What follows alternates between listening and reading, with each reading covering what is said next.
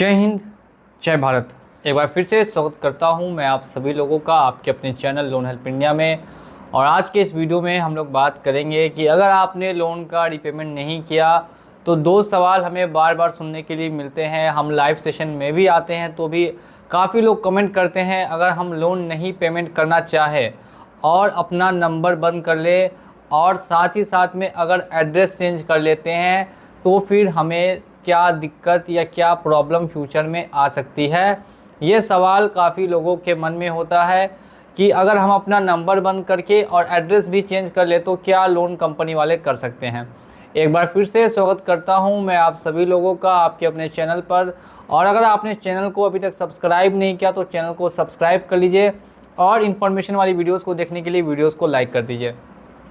सबसे पहले हम लोग बात करते हैं नंबर को लेके। फ़ोन नंबर 90% लोग जो हमारे वीडियोस को देखते हैं वो अपने नंबर्स में एक सेटिंग ऑन रखते हैं, अननोन नंबर्स को ब्लॉक कर देते हैं ट्रू कॉलर के ज़रिए। अननोन नंबर को ब्लॉक करने से उनको फ़ायदा ये पहुंचता है कि जो अनवांटेड कॉल्स है जहां पे उनको बहस वगैरह करनी पड़े वो उनको करनी नहीं पड़ती, कॉल्स आना लगभग बंद हो जाते हैं। कुछ लोगों के लिए नंबर काफ़ी इम्पॉर्टेंट है तो वो नंबर बंद नहीं कर सकते क्योंकि वही नंबर उनके ऑफिस में और बैंक वगैरह में भी दिया है, आधार कार्ड पैन कार्ड में भी लिंक है। इस वजह से नंबर बंद करना कुछ लोगों के लिए पॉसिबल नहीं हो पाता।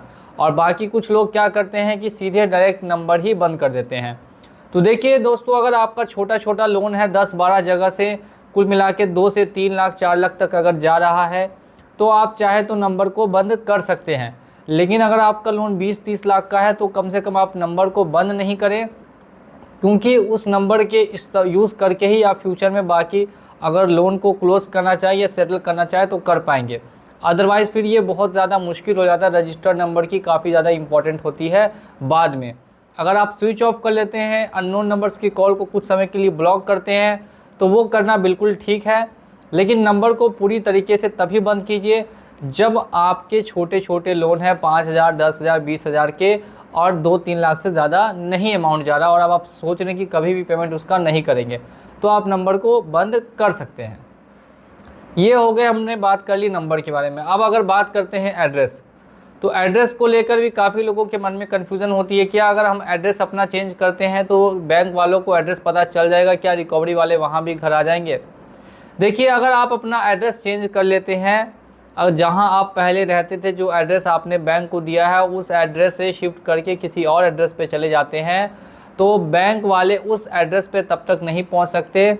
यहाँ पे 2-3 कंडीशंस होती है। सबसे पहली कंडीशन ये है, जब तक कि आप बैंक को खुद एड्रेस अपडेट ना कर दें कि हमने अपना एड्रेस यहाँ पे शिफ्ट कर लिया है। दूसरे कि जो पुराने एड्रेस पे वो जाएँ और वहाँ से कोई उनको बता दे कि वो लोग अब इस एड्रेस पे चले गए हैं। काफ़ी बार ये भी होता है कि वो पुराने एड्रेस पे जब ढूंढने जाते हैं तो उनको पता चलता है कि आप अभी इस नए एड्रेस पे शिफ्ट हो गए। तो ऐसे में भी कभी कभी आ जाते हैं रिकवरी वाले। और तीसरे नंबर पे आ जाती है बात कि अगर हम लोग एड्रेस को चेंज करते हैं तो फिर नोटिस हमारे पास नहीं पहुंचेगा। इसका क्या सॉल्यूशन है, क्या एड्रेस चेंज करना चाहिए? देखिए, अगर आपका मल्टीपल लोन है 4-4, 5-5, 2-2 लाख करके 10 लाख या 10 लाख से ऊपर है और आप रेंटेड घर में हैं और अब आप सोच रहे हैं कि हम एड्रेस चेंज करना चाहते हैं तो आप बिल्कुल ही एड्रेस अपना चेंज कर सकते हैं। अगर आपको डर लगता है कि फिर हमें नोटिस कैसे रिसीव होगा, तो देखिए नोटिस आपको ईमेल पर भी आएगा, आपको व्हाट्सएप पे भी आएगा। भले ही आपका नंबर बंद होगा लेकिन व्हाट्सएप आपका चालू रहेगा, आपका ईमेल चालू रहेगा, तो वो नोटिस आपको ईमेल और व्हाट्सएप पे भी रिसीव हो जाएगा। बाकी बात करें रिकवरी वालों को, तो ध्यान में रखना है कि रिकवरी वालों को नया एड्रेस नहीं दें। जिस नंबर से आपने लोन लिया था, अगर आप उसी नंबर से ऑनलाइन कुछ भी ऑर्डर करते हैं, फ्लिपकार्ट पे, अमेज़ॉन पे, स्विगी पे, ज़ोमैटो पे अपना अपडेट करते हैं एड्रेस, तो इससे भी क्या होता है, लोन वालों के पास आपका एड्रेस पता चल जाता है क्योंकि उन लोगों ने आपका डाटा ऑलरेडी उस नंबर का हर जगह से ख़रीद रखा होता है। भले ही वो स्विगी हो, ज़ोमैटो हो या कहीं से भी हो, वो ऑलरेडी आपका डाटा ख़रीद लेते हैं और उनको पता चल जाता है कि अच्छा इस आदमी ने यहाँ पे नया एड्रेस शिफ्ट किया है। तो ध्यान रखिएगा कि आपका जो नया एड्रेस है वो उनको पता ना चले, इसके लिए आप ऑनलाइन कुछ भी उस नंबर से ऑर्डर बिल्कुल भी ना करें। ये हमने बात कर ली एड्रेस के बारे में। अब जिनका छोटा मोटा लोन है 2-3 लाख रुपए का, 1 लाख रुपए का, जिसमें कि रिकवरी आने के चांसेस ही नहीं है, तो उनको अपना एड्रेस चेंज करने की ज़रूरत बिल्कुल भी नहीं है। अगर आपको ज़्यादा रिकवरी वाले परेशान कर रहे हैं, ज़्यादा जगह से 10-12 बैंक से लोन है और हर बैंक के एजेंट आ जाते हैं, तो ऐसे में आपको एड्रेस चेंज करना चाहिए। लेकिन अगर एक एजेंट 2 एजेंट आ रहा है तो उसके लिए आपको एड्रेस चेंज नहीं करना चाहिए। और दूसरी चीज़ ये भी है कि अगर छोटे छोटे लोन है उसके लिए भी आपको एड्रेस चेंज नहीं करना चाहिए। छोटे छोटे लोन में जो खासकर ऑनलाइन एनबीएफसी से लिया है, पे रूपी, रूपी क्रेडिट बी, मनी व्यू, इन सब एप्लीकेशन से, तो ऐसे में आपको एड्रेस चेंज करने की ज़रूरत बिल्कुल भी नहीं है। कोई प्रॉब्लम आपको फेस नहीं करनी पड़ेगी फ्यूचर में। अब मान लेते हैं कि आपने एड्रेस और अपना नंबर दोनों को चेंज कर रखा है, अब आपके पास दोनों नहीं है, तो ऐसे में फिर बैंक क्या करेगी? तो देखिए दोस्तों, ऐसे में बैंक कुछ नहीं कर पाएगी। बैंक ना तो आप तक पहुंच पाएगी और ना ही लोन का रिकवरी कर पाएगी। अब आपके जो अकाउंट अगर उनके पास होंगे तो वो लीन हो जाएंगे, वो होल्ड हो जाएंगे, आपका सिविल है वो पूरी तरीके से डैमेज हो जाएगा, और अगर नोटिस वगैरह आएगा तो वो आप तक पहुंच नहीं पाएगा। तो ऐसे भी कोई फ़ायदा होने वाला नहीं है।